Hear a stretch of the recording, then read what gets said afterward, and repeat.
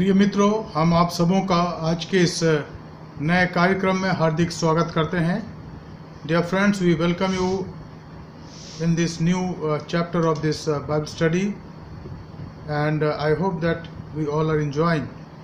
Today is Tuesday and 26th of May 2020. आज हमारे इस नए बाइबल स्टडी के बाइबल अध्ययन के कड़ी में हम आप सबों का हार्दिक स्वागत करते हैं। आज 26 मई है 2020 और मैं जानता हूं कि हमें से बहुत से लोग इन दिनों में आशीष पा रहे हैं। हालांकि हमारे बाइबल अध्ययन का समय शाम को 7:30 बजे का, लेकिन मैं देखता रहता हूँ लेट नाइट को, कभी कभी 11, 11:30, 12:30 बजे तक लोग इसको देखते रहते हैं और बाइबल का अध्ययन करते हैं। इसमें आप सब स्वतंत्र हैं। जो भी समय आपको मिलता है उसको आप सदुपयोग करें और बाइबल का अध्ययन करें, क्योंकि ये बाइबल अध्ययन जिसकी कड़ी को हमने शुरू करी है और इन दिनों में जो हम देख रहे हैं वो विषय है संत पौलुस की मिशनरी यात्राएं। और आज हम दूसरी मिशनरी यात्रा के दूसरे भाग को देखेंगे और इसमें कई भाग हैं, कई चैप्टर्स हैं, कई विषय हैं जिस पर हम अध्ययन करेंगे। आज हम संत पौलुस और सिलास के फिलिप्पी में होने का वर्णन देखेंगे, जो पाया जाता है प्रेरितों काम के 16 अध्याय के उसके 11 पद से। Today will see the tour of Saint Paul and Silas and his team at Philippi, the great city of the European country of Macedonia, where they were invited by a person whom Paulus saw in his vision or dream. पर इसके पहले कि आज का अध्ययन कम करें, आइए हम प्रार्थना करें। स्वर्गीय पिता, हम धन्यवाद देते हैं आज के सुंदर समय के लिए, इस अध्ययन के लिए प्रभु, जो हम आज यहाँ करना चाहते हैं। हमारी प्रार्थना प्रभु कि आप हमसे बातचीत करें ताकि हम आपके वचन के गहराइयों को समझें और अपने जीवनों को प्रभु आपके हाथों में सौंप सकें। हमें सुनने के लिए कान दे प्रभु, ग्रहण करने के लिए हृदय दे प्रभु, और उसको मानने और उस पर चलने का मन और निर्णय हमें प्रदान करें। हमारे कलीसिया के हर एक लोगों पर, जो लोग इस बाइबल अध्ययन को देखते हैं, उन पर आपके आशीष हो। उद्धारकर्ता प्रभु यीशु मसीह के पवित्र नाम से मांगते हैं, आमीन। Praise the Lord. In English we will read Acts chapter 16 verse 11 to 24. Therefore, losing from Troas, we came with a straight course to Samothracia, and the next day to Neapolis, and from thence to Philippi, which is the chief city of that part of Macedonia, and a colony. We were in that city abiding certain days, and on the Sabbath we went out of the city by a river side, where prayer was wont to be made. And we sat down and spake unto the woman which resorted thither. And a certain woman named Lydia, a seller of purple of the city of Thyatira, which worshipped God, heard us, whose heart the Lord opened, that she attended unto the things which were spoken of Paul. And when she was baptized and her household, she besought us, saying, If you have judged me to be faithful to the Lord, come into my house and abide there. And she constrained us. And it came to pass, as we went to prayer, a certain damsel possessed with a spirit of divination met us, which brought her masters much gain by soothsaying. The same followed Paul and us, and cried, saying, These men are the servants of the Most High God, which shew unto us the way of salvation. And this did she many days. But Paul, being grieved, turned and said to the Spirit, I command thee in the name of Jesus Christ to come out of her. And he came out of the same hour. And when her masters saw that the hope of their gains was gone, they caught Paul and Silas, and drew them into the marketplace unto the rulers, and brought them to the magistrates, saying, These men, being Jews, do exceedingly trouble our city, and teach customs which are not lawful for us to receive, neither to observe, being Romans. And the multitude rose up together against them, and the magistrates rent off their clothes, and commanded them to beat them. And when they had laid many stripes upon them, they cast them into prison, charging the jailer to keep them safely, who having received such a charge thrust them into the inner prison and made their feet fast in the stocks. Amen. सबको जय मसीह की। मेरे साथ Bible में से पढ़ने के लिए निकाल लीजिए प्रेरितों के काम उसका 16 अध्याय उसकी 11 से 24 आयत तक। उसमें इस प्रकार लिखा है, सो नोआस से जहाज़ खोलकर हम सीधे सुमानके और दूसरे दिन नियापुलिस में आए। वहाँ से हम फिलिप्पी में पहुँचे, जो मकीदुनिया प्रांत का मुख्य नगर और रोमियो की बस्ती है, और हम उस नगर में कुछ दिन तक रहे। सबके दिन हम नगर के फाटक के बाहर नदी के किनारे ये समझकर गए कि वहाँ प्रार्थना करने का स्थान होगा, और बैठकर उन स्त्रियों से जो इकट्ठी हुई थी बातें करने लगे। और लुदिया नाम थुआथिरा नगर की बैंजनी कपड़े बेचने वाली एक भक्त स्त्री सुनती थी, और प्रभु ने उसका मन खोला ताकि पौलुस की बातों पर चित्त लगाए। और जब उसने अपने घराने समेत बपतिस्मा लिया, तो उसने विनती की कि यदि तुम मुझे प्रभु की विश्वासिनी समझते हो तो चलकर मेरे घर में रहो। और वह हमें मना कर ले गई। जब हम प्रार्थना करने की जगह जा रहे थे तो हमें एक दासी मिली जिसमें भावी कहने वाली आत्मा थी, और भावी कहने से अपने स्वामियों के लिए बहुत कुछ कमा लाती थी। वह पौलुस के और हमारे पीछे आकर चिल्लाने लगी कि ये मनुष्य परम प्रधान परमेश्वर के दास है, जो हमें उद्धार के मार्ग की कथा सुनाते हैं। वह बहुत दिन तक ऐसा ही करती रही, परंतु पौलुस दुखित हुआ और मुंह फेर कर उस आत्मा से कहा, मैं तुझे यीशु मसीह के नाम से आज्ञा देता हूँ कि उसमें से निकल जा। और वह उसी घड़ी निकल गई।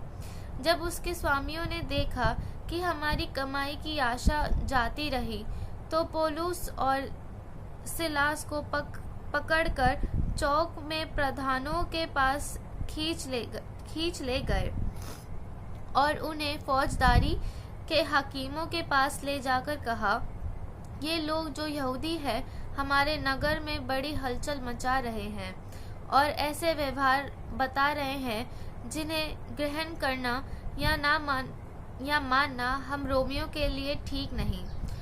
तब भीड़ के लोग उनके विरोध में इकट्ठे होकर चढ़ आए, और हकीमों ने उनके कपड़े फाड़ कर उतार डाले और उन्हें बेंत मारने की आज्ञा दी, और बहुत बेंत लगाकर उन्हें बंदी गृह में डाला, और दारोगा को आज्ञा दी कि उन्हें चौकसी में रखे। उसने ऐसी आज्ञा पाकर उन्हें भीतर की कोठरी में रखा और उनके पांव काठ में ठोक दिए। परमेश्वर का वचन पढ़े समय पर आशीष हो। आमीन। The scripture that was read to us today is from Acts of the Apostle chapter 16 verses 11 to 24। जो पद हमारे लिए पढ़े गए वो पाए जाते हैं प्रेरितों का काम उसका 16 अध्याय उसके 11 से 24 पद तक। और हमने एक बहुत अच्छा वर्णन देखा यहाँ पर, जो सचमुच में कलीसिया के ग्रोथ के बारे में हमारे सामने इन बातों को रखती है।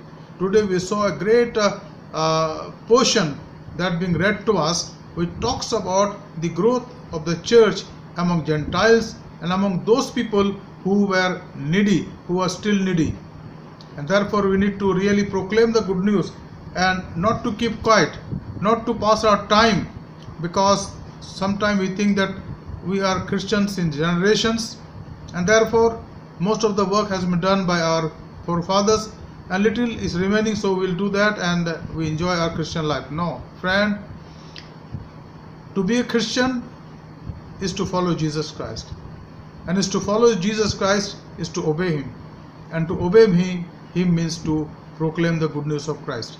And therefore in each age, in each century, in each year, in each month and each day that Lord gives us is our time. Time to proclaim, time to share about His good news. मित्रों, मैं ये कह रहा हूँ कि चूंकि ये आज्ञा प्रभु ने हमें दी है, इसलिए हमारे पास जो समय है, जो वक्त है, जो साल है, जो महीना है, जो दिन है, जो हफ्ते हैं और जो मूवमेंट या जो समय है, वो सुसमाचार प्रचार के लिए. We cannot shy away from this responsibility. Many a time we feel that we are talented and we are qualified. We have little property also and something to live, to look forward, and we take these things very lightly. And we think that the pastors, evangelists, missionaries, those who are in field are responsible, but it's not so, friends. Christian faith is different than other faith because it's give us an obligation for the cross of Christ. हमारे पास एक obligation है, एक कृतज्ञता है. हम कृतज्ञ हैं प्रभु के सामने. ये हमारा कर्तव्य कर्म है कि हम उसके क्रूस को उठाएं और उसके सुसमाचार का प्रचार करें. डॉक्टर बिली ग्राहम का बहुत ही विशेष एक विषय था जिसके लिए वो कई बार बोलते थे, दी क्रॉस. परमेश्वर के, यीशु मसीह के पुत्र के क्रूस की ठोकर, द ऑफेंस ऑफ क्रॉस. और इस पर उन्होंने कई प्रचार करा. उन्होंने कहा कि जब हम प्रचार करते हैं तो लोग ठोकर खाते हैं क्योंकि वो उनके लिए बहुत अलग सी बात लगती है. लेकिन हमारे लिए यीशु मसीह पर विश्वास करते हैं, क्रूस की कथा नाश होने वालों के लिए तो मूर्खता है, लेकिन जीवन प्राप्त करने वालों के लिए ईश्वर की सामर्थ्य है. इसलिए हमें प्रचार की आवश्यकता है, इसलिए हम प्रचार की बात करते हैं और इसको करते भी हैं. सुसमाचार प्रचार का मतलब है उसके गवाह बनना. और संत पौलुस के जीवन में हम इस बात को देखते हैं और सिलास के जीवन में इस बात को देखते हैं और यहाँ तक कि जॉन मार्क के जीवन में इस बात को देखते, जो अब वो साइप्रस को चला गया और जिसने एक सुसमाचार की रचना करी जिसको मरकुस सुसमाचार कहते हैं, लेकिन उन्होंने इसमें बड़ा योगदान दिया. बरनबास के जीवन में इस बात को देखते हैं, पतरस के जीवन में इस बात को देखते हैं, और हमारे देश में जो प्रभु के दास आए, प्रभु के सेवक थोमा के जीवन में इस बात को देखते हैं कि वो वहाँ से चल करके सन 52 में भारत आए और बहुत सी जगह गए और केरल के पास केरल के अंदर उन्होंने 7 कलीसियाओं की स्थापना करी.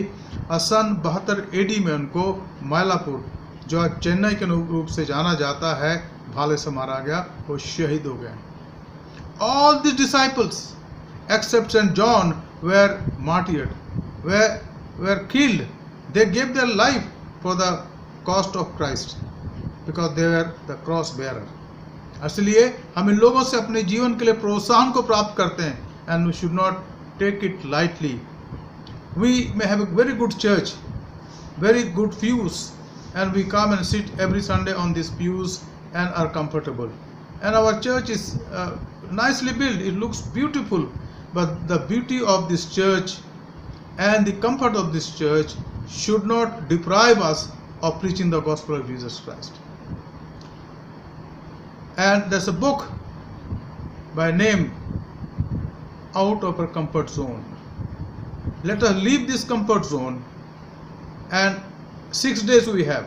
On Sunday we come here and then we go to home, do our work and have some fellowship in our home, and then we take rest. For the Monday to Saturday we have an opportunity where we are in our mission field, we are in our workplace, we are in our office, we are in our journey, we are in different phase of our life.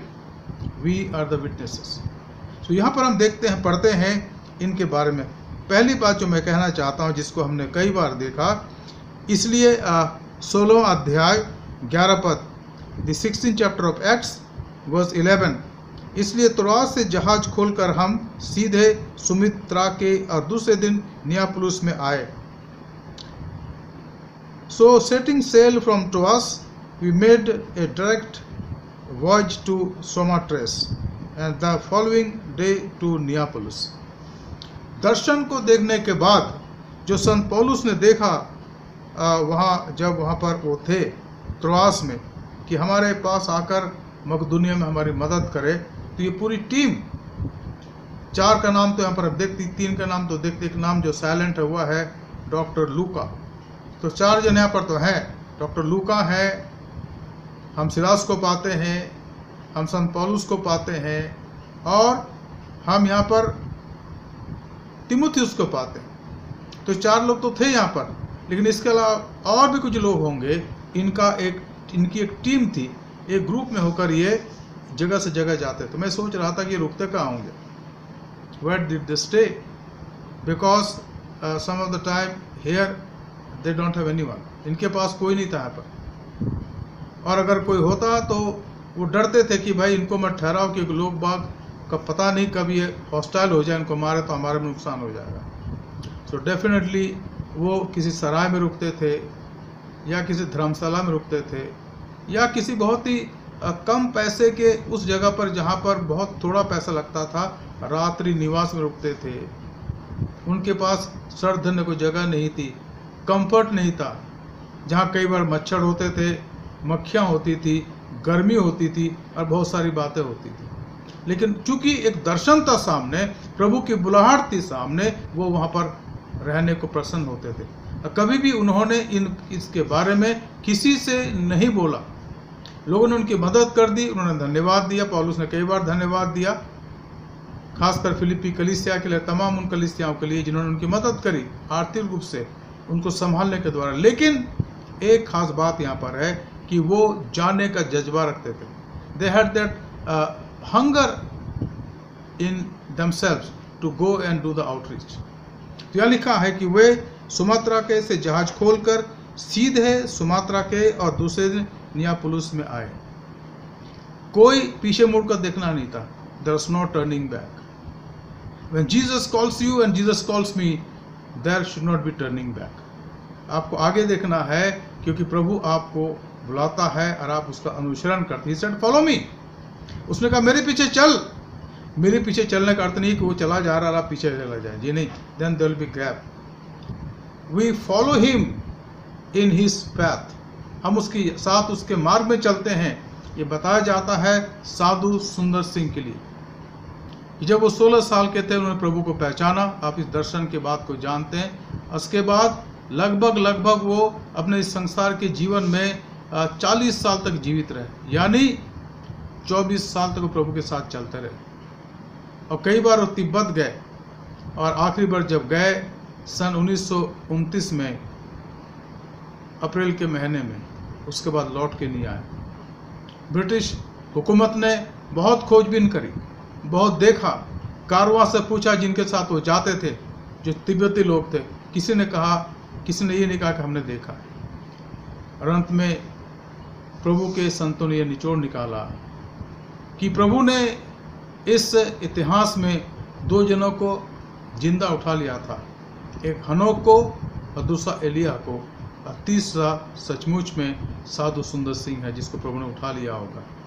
अब हम उसको स्वर्ग में देखेंगे और प्रभु के साथ आनंद करेंगे। लेकिन जो खास बात थी कि प्रभु का अनुसरण करना, प्रभु के साथ चलना। लिखा हनोक के लिए कि वो 300 साल तक उसके साथ चला। हनोक walked with God for 300 years. So Elijah, the greatest prophet of the whole of history, the greatest prophet, Elijah, he walked with God. He walked with God. And then here we see Sadhu Sundar Singh walked with God. And then we see here St. Paul, Silas, and other people who were there, they're walking with the Lord. तो यहाँ पर ये तोआस से जहाज खोलकर सीधे Sumatra के और दूसरे दिन नियापुलिस को पहुंचे। नियापुलिस यूरोप में था और वहां से वो फिलिप्पी जाना चाहते थे। दूसरी बात यह लिखा है 12वां पद, वहां से हम फिलिप्पी पहुंचे जो मकदूनिया प्रांत का मुख्य नगर और रोमियो की बस्ती है, और हम उस नगर में कुछ दिन तक रहे।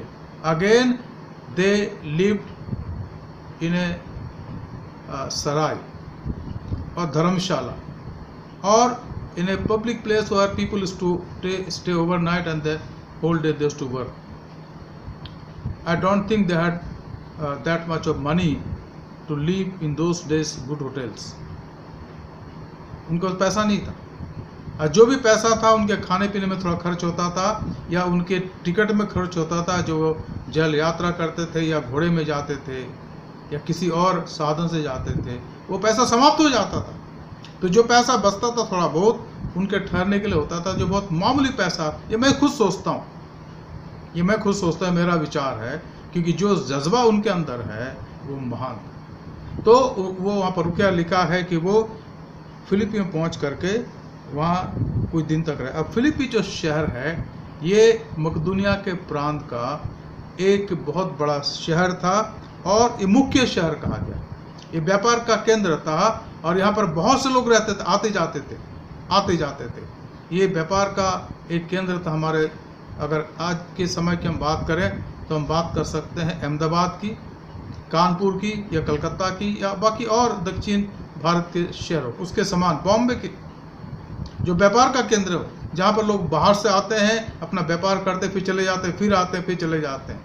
तो इसी प्रकार से फिलिपी शहर जो था एक व्यापार का केंद्र था, और जहाँ पौलुस का कार्य, जहाँ सिलास का कार्य, जहाँ और भी उन विश्वासियों का कार्य तिमुथियुस के समान क्या व्यापार था। उनका व्यापार कुछ नहीं था, अगर हम कहें तो उनका व्यापार का नाम था जीसस क्राइस्ट, यीशु मसीह। लेकिन वो व्यापार नहीं था, वो सुसमाचार का प्रचार था, क्योंकि उनके हृदय के अंदर, उनके दिमाग में और उनके सामने जो लक्ष्य था वो था यीशु मसीह।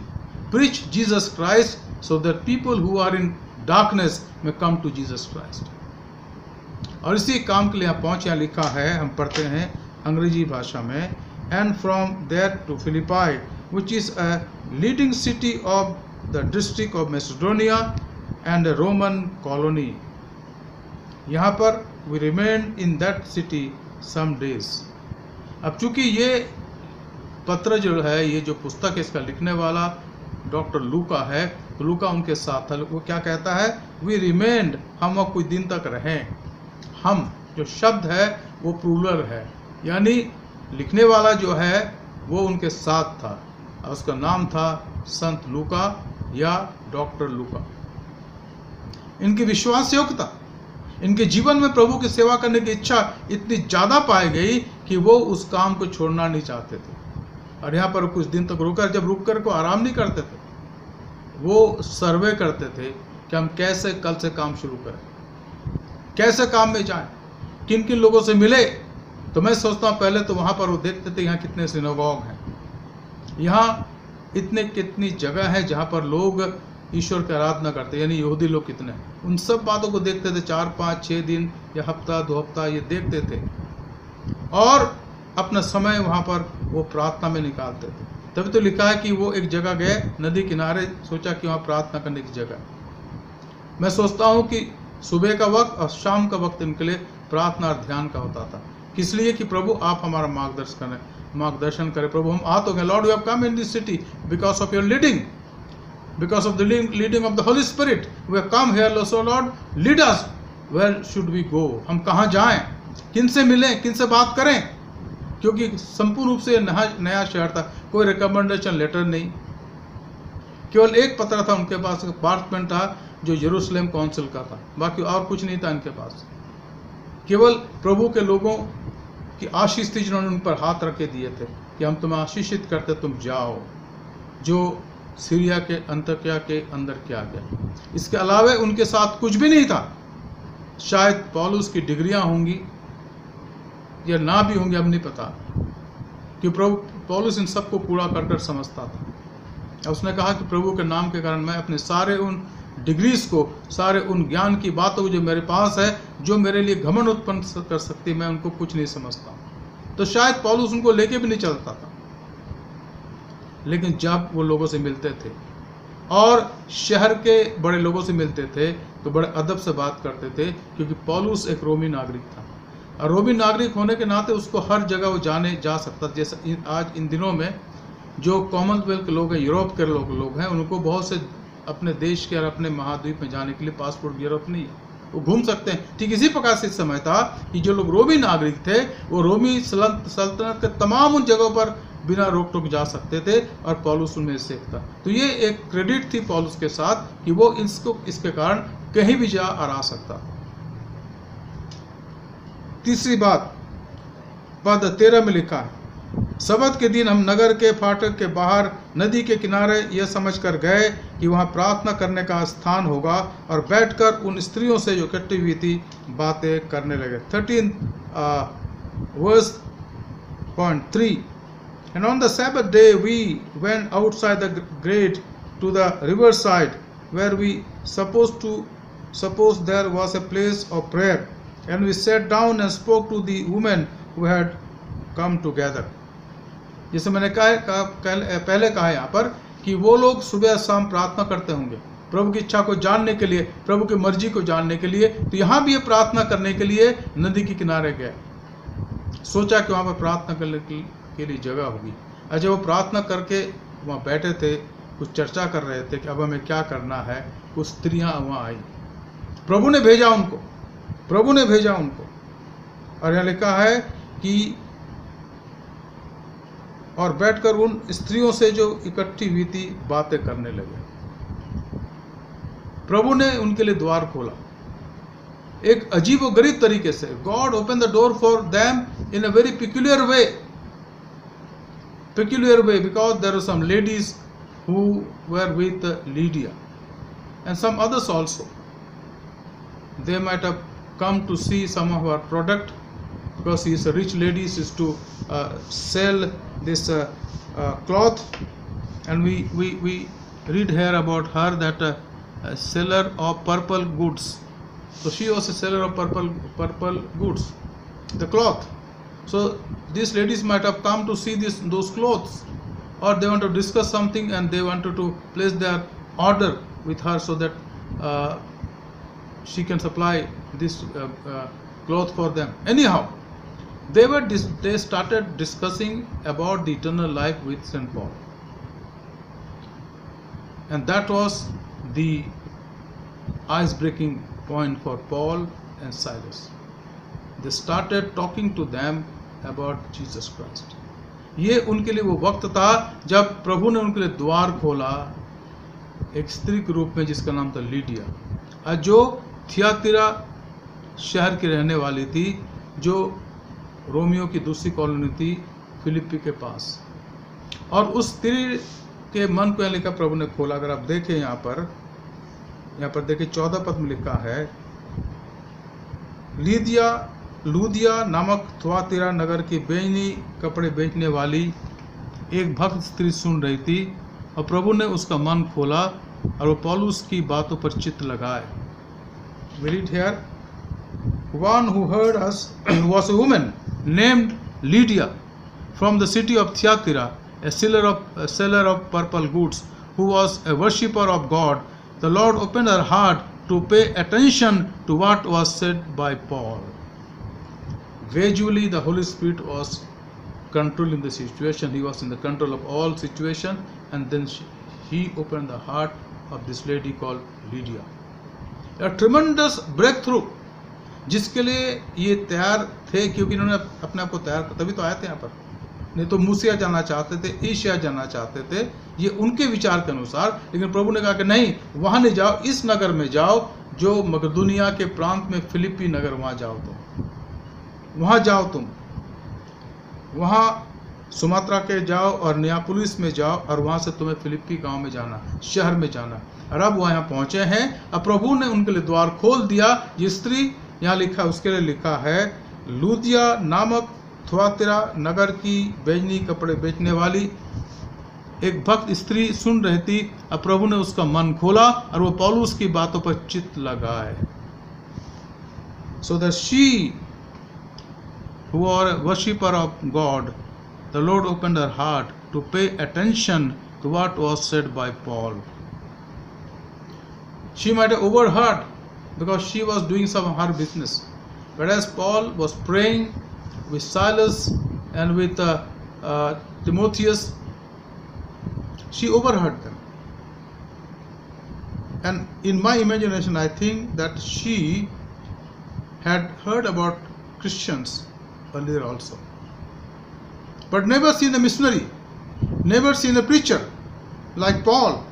And so when she sensed that this man is a different man, he talks in our language, that is a Greek language also, she came near to him and sat down, and then they started talking. Friends, many a time we take a journey, we go by train, by bus, by plane. Next to our seat there will be some gentleman or some lady or whatever it is, both sides. Have we tried to talk with them about Christ? And this is a great question. And if you have done it, I have done.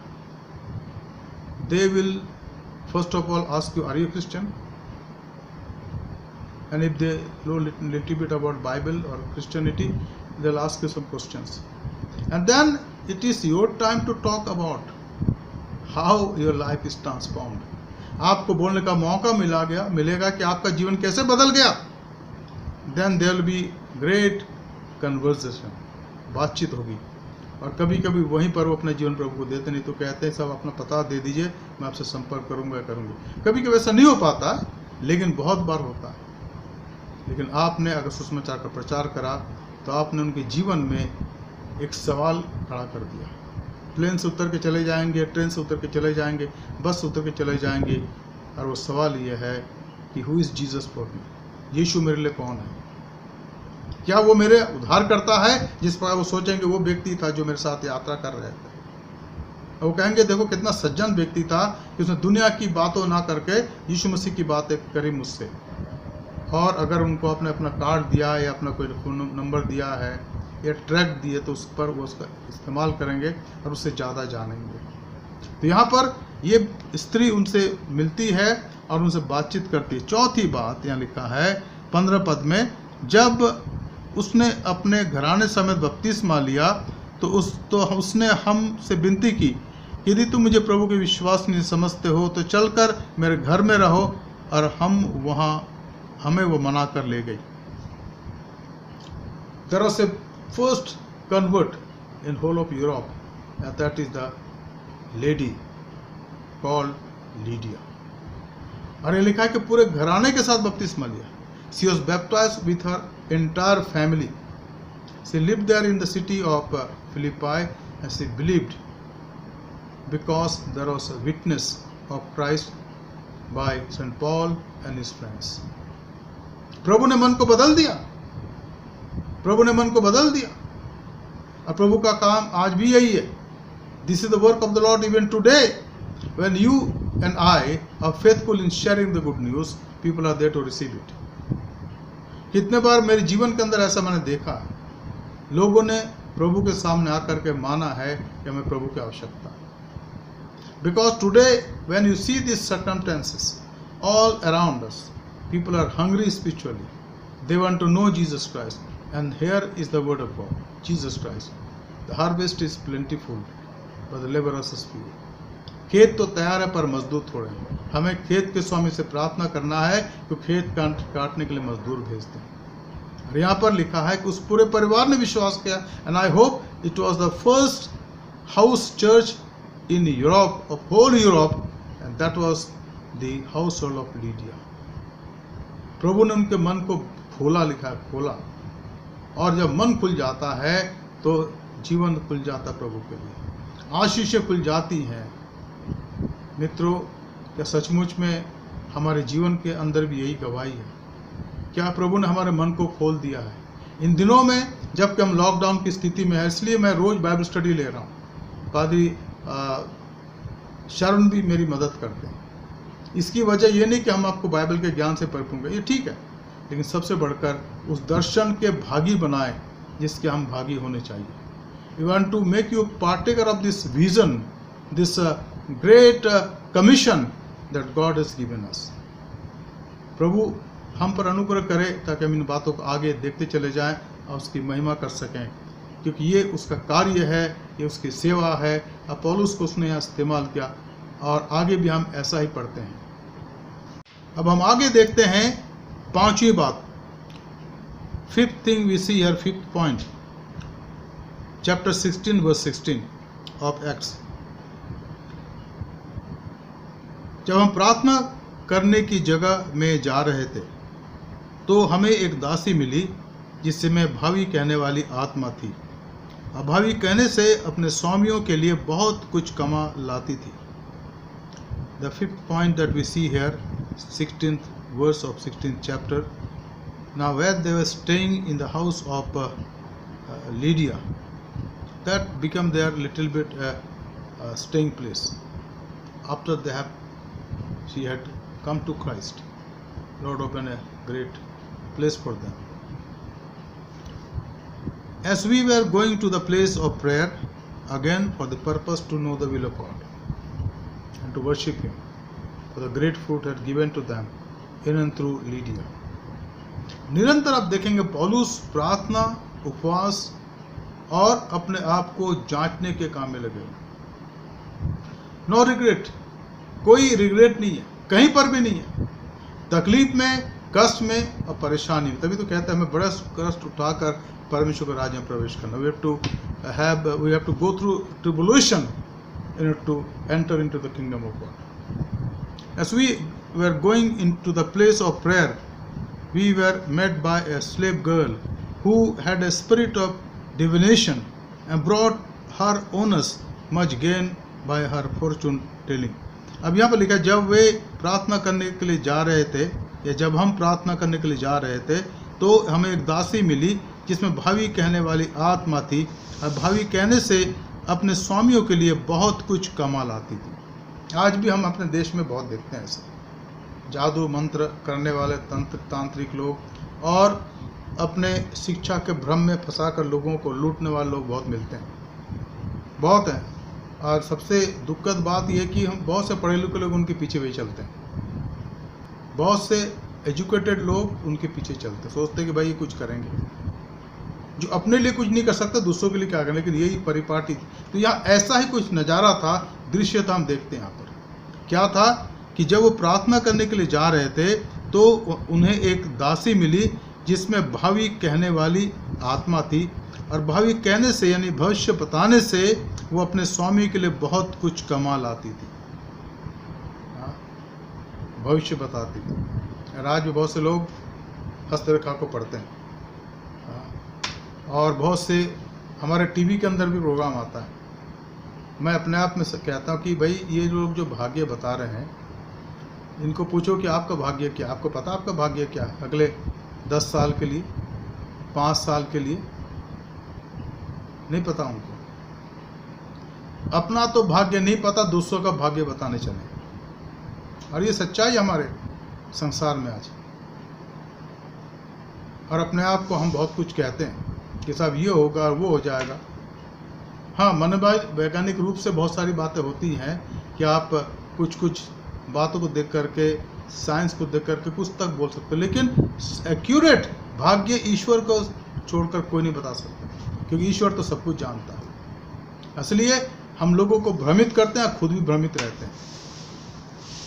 ये दुख की बात है। खैर, तो यहाँ पर ये स्त्री जो थी, ये लड़की जो थी, ये गुलाम थी, और उसके अंदर भावी कहने वाली आत्मा थी, और कुछ ना कुछ करके वो अपने स्वामियों के लिए पैसा कमाती थी। और यहाँ पर वो पौलुस को मिली। 17 पद में लिखा है कि वो पौलुस के और हमारे पीछे चलकर चिल्लाने लगी, आकर चिल्लाने लगी। अब ये सच बात बोल रही थी, क्योंकि इसके अंदर एक आत्मा पाई गई। ये मनुष्य परम प्रधान परमेश्वर के दास हैं, जो हमें उद्धार के मार्ग की कथा सुनाते हैं। लोग पहचान नहीं पाते, इसने पहचान लिया। शैतान जो ईश्वर का विरोधी है, वो पहचानता है। उसको देख नहीं सकते, लेकिन वो मौजूद है, वो पहचानता है। और उसने तुरंत पहचान लिया कि ये जो लोग यहाँ पर, जिसका नाम पौलुस है और सिलास है और उसके मित्रगण हैं, तीमुथियुस हैं, ये कौन है? उसने कहा ये मनुष्य परम प्रधान परमेश्वर के दास हैं, इनका सामना हम नहीं कर सकते। ये उस परमेश्वर के दास हैं जिसने सारे ब्रह्मांड को बनाया।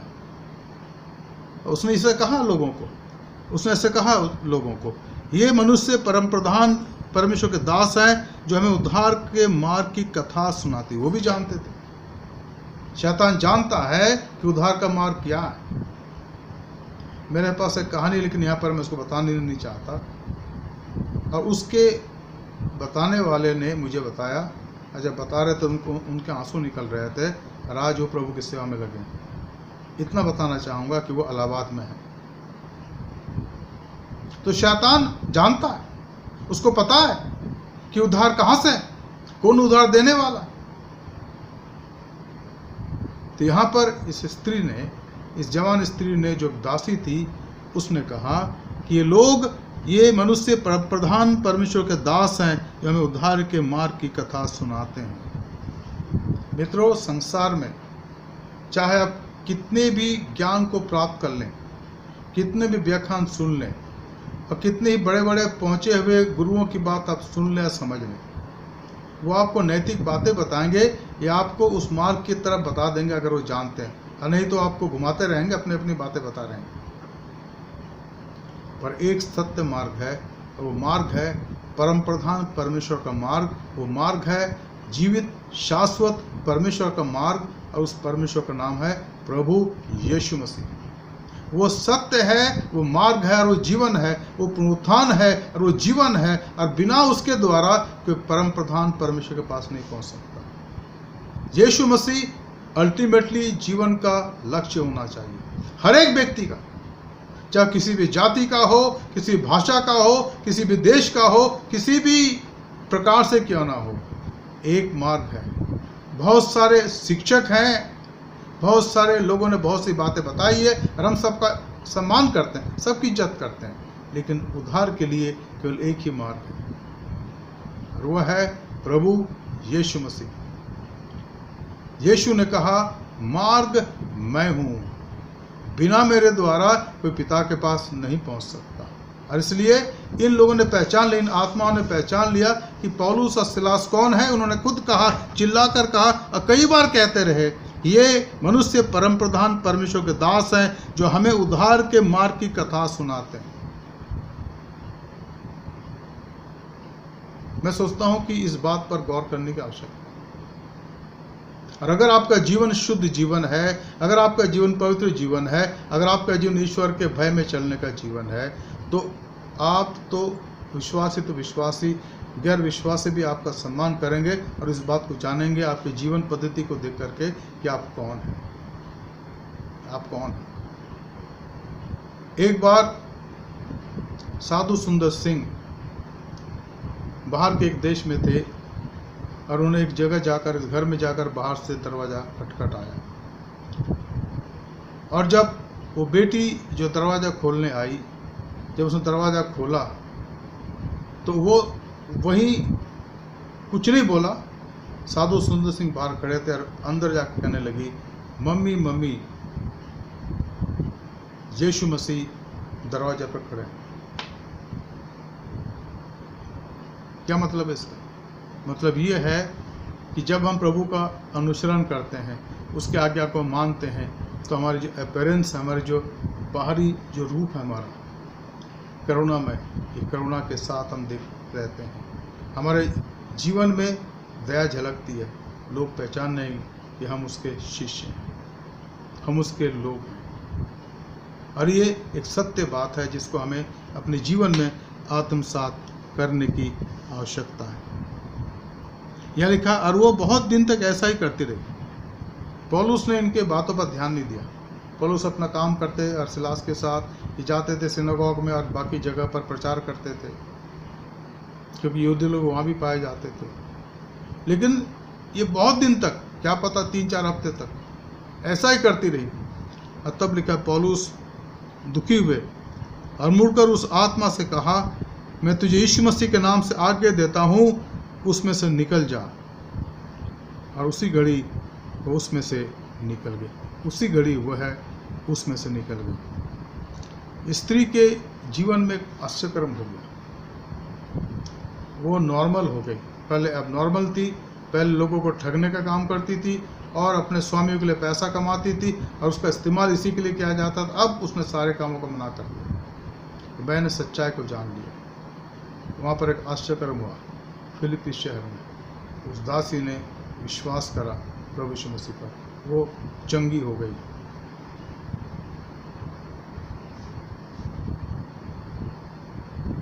हम यहाँ पर हम छठी बात को देखते हैं, जहाँ पर लिखा है 19 पद, जब उसके स्वामी ने देखा कि हमारी कमाई की आशा जाती रही, तो पौलुस और सिलास को पकड़ के चौक में प्रधानों के पास खींच ले आए और उन्हें फौजदारी के हाकिमों के पास ले गए और कहा, ये लोग जो यहूदी हैं हमारे नगर में बड़ी हलचल मचा रहे हैं, यानी हमारे फिलिपी नगर में बड़े हलचल मचा रहे हैं और ऐसी रीतियाँ बता रहे हैं जिन्हें ग्रहण करना या मानना हम रोमियों के लिए ठीक नहीं है।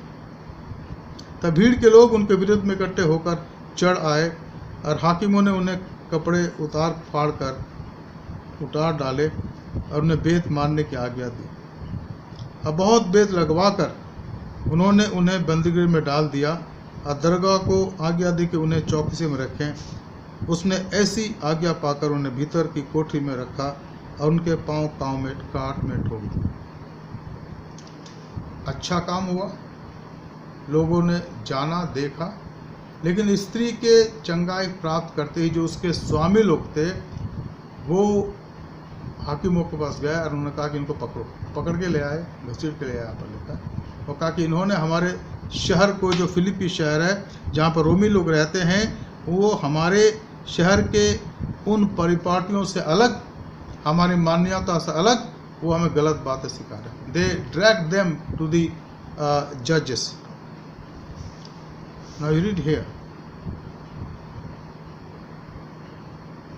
verse 20.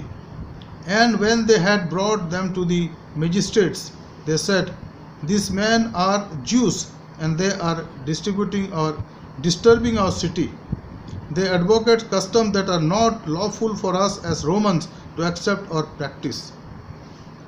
ये समझदार लोग थे, रोमी लोग, और उन्होंने कहा कि ये उस बात का प्रचार कर रहे हैं जो हमारे लिए आवश्यक नहीं है, कि हमारे पास हमारा सीजर है और बहुत सी देवता जिनको हम मानते हैं।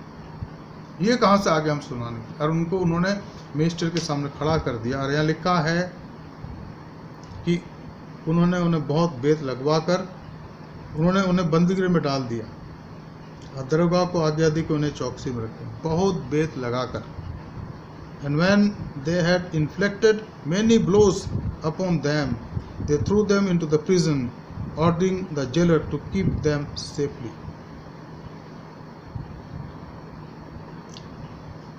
प्रभु के दास पौलुस ने कहा था कि हमें बड़े दुख उठाने के द्वारा उसके राज्य में प्रवेश करना है। यहाँ पर ये फिर से शुरुआत होगी। पहली मिशनरी यात्रा में हमने देखा लुस्त्रा में उनको पत्थर से मारा गया, पौलुस को, केवल पौलुस को मारा गया। यहाँ लिखा कि 2 जनों को मारा गया, पौलुस और सिलास। बाकी और थे लेकिन ये दूर थे शायद, या वो उतने ज़्यादा परिचय में नहीं थे। इसमें तीमुथियुस था और बाकी और लोग थे, जिसमें लूका भी थे। लेकिन यहाँ लिखा कि उनको उन्होंने बहुत बेत मारे और तब उनको जेल में डाल दिया। लिखा है कि दरोगा से कहा कि इनके पैर काट में ठोक दिए। दुख और तकलीफ और परेशानी सुसमाचार के प्रचार के काम में एक भाग है, एक हिस्सा है जो हमेशा आता है। और पौलुस ने उनको स्वीकार करा, पौलुस ने उन्हें ग्रहण करा।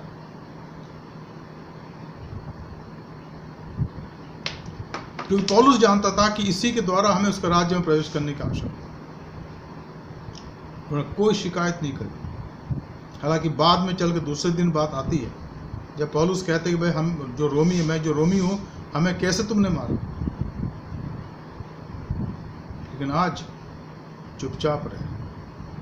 वो जानते थे कि अज्ञानता में से कर रहे हैं, वो जानते थे कि ये इसलिए हमें मार रहे हैं। हालांकि बेंत लगाना,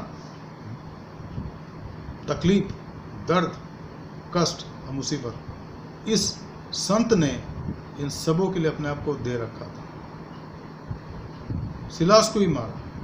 सिलास भी एक मैच्योर व्यक्ति था जो यरूशलेम से आए थे, लेकिन वो अब सुसमाचार के लिए तकलीफ उठा रहे।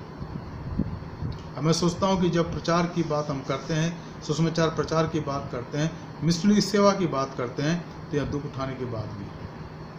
जो मिशनरीज हैं, जो पायनियर्स हैं, जो कलीसिया की स्थापना करते हैं, वो दुख उठा के करते हैं। जैसे माँ दुख उठा के बच्चे को दुनिया में लाती है, ये मिशनरी का काम है और वो करते हैं। आज भी हमारे बहुत से मिशनरीज हैं। वेस्टर्न तो चले गए, लेकिन हमारे देश के मिशनरीज हैं। जो मिशन फील्ड में दुख उठाते हैं, तकलीफ उठाते हैं, और तब बड़े बड़े काम होते हैं, तब लोग प्रभु के पास आते हैं और प्रभु पर विश्वास करते हैं। प्रिय भाई बहन, आज हम ये रुक जाएंगे और कल हम इससे आगे देखेंगे। मेरी आशा है कि इन दिनों में आप इनसे आशीष पा रहे हैं। प्रभु करे कि इन आशीष को अपने जीवन के अंदर गिन कर रखें और उसकी महिमा कर सकें। आइए हम प्रार्थना करें। Let us pray. स्वर्गीय पिता, हम धन्यवाद देते Lord, we thank you and praise you for the life of Saint Paul and Silas.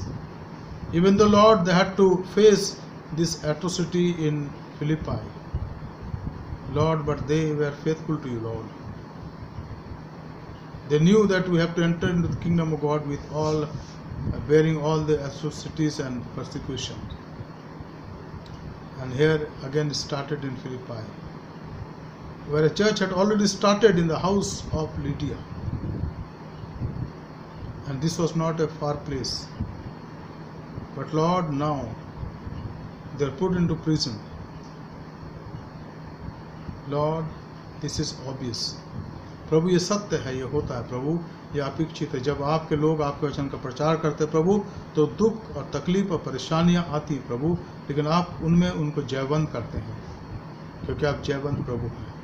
आज के वचन के लिए जो सुना कि आपके आशीष हो, अपने आप को आपके हाथों में सौंपते। कल जब इससे आगे देखते प्रभु, आप हम सबसे बातचीत करें, हमारी सहायता करें, हमारे कलीसिया के हर एक लोगों पर आशीष हो। उद्धारकर्ता प्रभु यीशु मसीह के पवित्र नाम से मांगते हैं, आमीन। Maria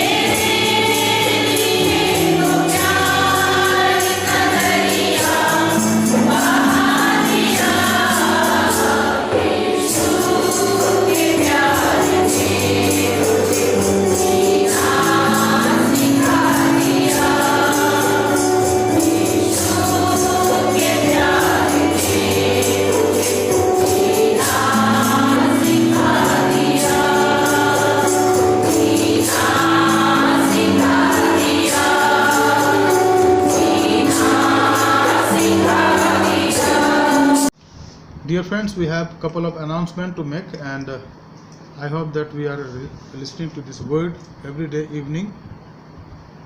Tomorrow we'll also meet. Tomorrow will be 27th of May, and the Bible study time will be the same time at 7:30 p.m. So please keep yourself ready, make yourself ready, and ask your friends also to sit in their home. Forward this Bible study to them if they are seekers, so that they also may learn and they may know the Lord's will in their life. Many of our MMF brothers are already preparing. They have been distributing cooked food. They did it yesterday, day for yesterday, and they also are giving raw ration to the needy people. It's a worthy job. It's a worthy job of a kind heart, of charity, and we all are partaker in that. We all can participate by giving, by praying for them first. The Lord bless them, and then use them mightily, and then open your purse and give little out of the plenty God has given to your family. Little something, or buy some ration, make the and bring them in my office of your pastor at Apostle Methodist Church. And due season it will be given to them also. Thus for about 125 packets. Each packet contains of those a family of 4 people can eat at least 4 to 5 days. They have given.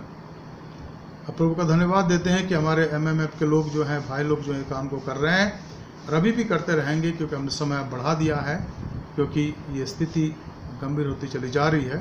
तो मेहरबानी से अगर आप इसमें सहयोग देना चाहते हैं तो प्रार्थना करिए इनके लिए, और साथ ही साथ जो भी प्रभु आपसे कहता है इनके लिए दीजिए। इसको मेहरबानी से हमारे चर्च के फंड में नेट ट्रांसफ़र मत कीजिए, या तो कैश दे दीजिएगा या काइंड में दीजिएगा। काइंड में अगर आप देते हैं तो हमारे चर्च के ऑफिस में ला कर रखिए, और कैश देते हैं तो मिस्टर जेम्स अमिलिक को दीजिए या मिस्टर जॉली सैमुअल को दीजिए, और वो इसका उपयोग कर रहे हैं। उनके साथ एक टीम है करीब 10-12 लोगों का। वो आते हैं चर्च में, कभी कभी जब भोजन बांटना है तो भोजन बनाते हैं, और अगर रॉ राशन देना है तो रॉ राशन के पैकेट लाते हैं और उनको देते हैं जो आवश्यकता में है। तो हम इस काम के लिए प्रभु का धन्यवाद देते हैं, हमारे भाइयों का धन्यवाद देते हैं। हमारे कलीसिया में और भी लोग हैं जो इसमें अपना भाग दे सकते हैं। Dear friends, there are many in our congregation, in Hindi, in English and in Nepali. You also can contribute. Pray for them, open your purse and give something so that is given to the people who are in need. Third thing, हम प्रार्थना करें अपने देश के लिए, देश की इस बिगड़ते हुए हालत के लिए प्रार्थना करें। हमारी इकोनॉमी की हालत शोचनीय है, हो चुकी है। हमारे बहुत से लोग हैं जो अब जॉबलेस हो गए हैं। बहुत से मजदूर हैं जो डेली वेजेस के में काम करते हैं, अपने अपनी जगह को जा रहे हैं, और मार्ग में भी आप देख रहे हैं न्यूज़ के अंदर कितनी तकलीफ उनको हो रही है। अब प्रार्थना करें प्रभु उनकी रक्षा करें ताकि सुरक्षित अपने घरों को पहुंच सकें। हम प्रार्थना करें अपने देश के अगुओं के लिए, हमारे राष्ट्रपति के लिए, हमारे प्रधानमंत्री के लिए, हर एक राज्यों के राज्यपालों के लिए, हर एक मुख्यमंत्रियों के लिए, हर एक MLA MPs के लिए, कि ईमानदारी के साथ ईश्वर के डर में होकर इस काम को करें, ताकि इस कठिन समय में हम अपने पड़ोसी की मदद कर सकें और उनकी जो आवश्यकता में है उनके लिए कुछ कर सकें। हम प्रार्थना करें अपने चर्च के लिए, हमारे बिशप सुबोधसी मंडल के लिए, मिसिस मैडम सुदीप्ता मंडल के लिए, हमारे हर एक DSS के लिए, हर एक पासबानों के लिए, कलीसिया के एक लेटी के लिए हम प्रार्थना करें। हम प्रार्थना करें WCS की बहनों के लिए, हमारे जवान एवं वाइफ के लिए, हमारे संडे स्कूल के बच्चों के लिए।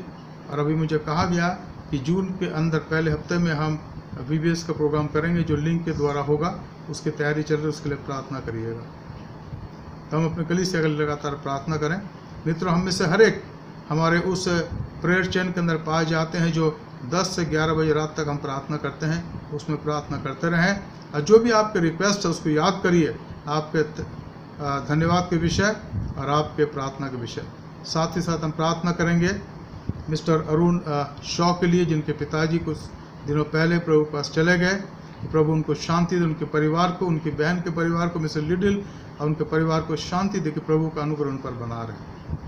अभी तक कोई कंडोलेंस मीटिंग का आयोजन नहीं किया गया क्योंकि लॉकडाउन है। तो उन्होंने कहा कि जब ये सब कुछ समाप्त हो जाएगा, चाहे कितना समय लग जाए, फिर एक धन्य सभा उनके घर में होगी और हम सब शामिल होंगे जो शामिल हो सके। तो हम इनके लिए प्रार्थना करते रहें। और भी लोग जो दुखी हैं, परेशान हैं, कष्ट में हैं, हम उनके लिए प्रार्थना करते रहें। आइए हम प्रार्थना करें। धन्यवाद, स्तुति और महिमा क्योंकि पिता परमेश्वर, स्वर्ग और पृथ्वी के स्वामी, हम आपका धन्यवाद करते हैं आज के सुंदर के समय के लिए जो आपने दिया प्रभु। हम चाहते कि हमारे जीवन ऐसा ही हो प्रभु कि हम आप में बढ़ते चले जाएं।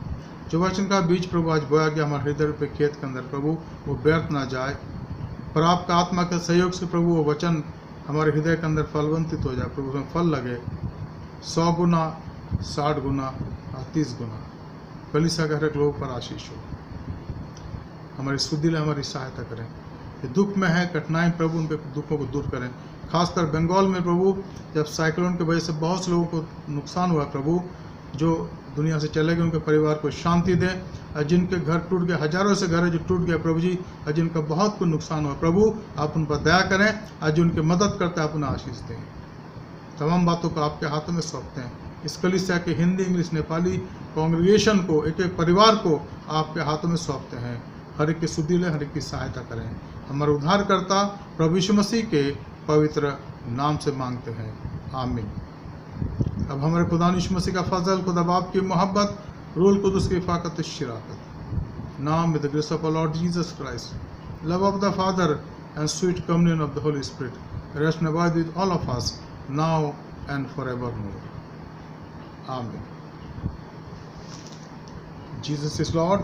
May God bless all of you. Have a good night rest.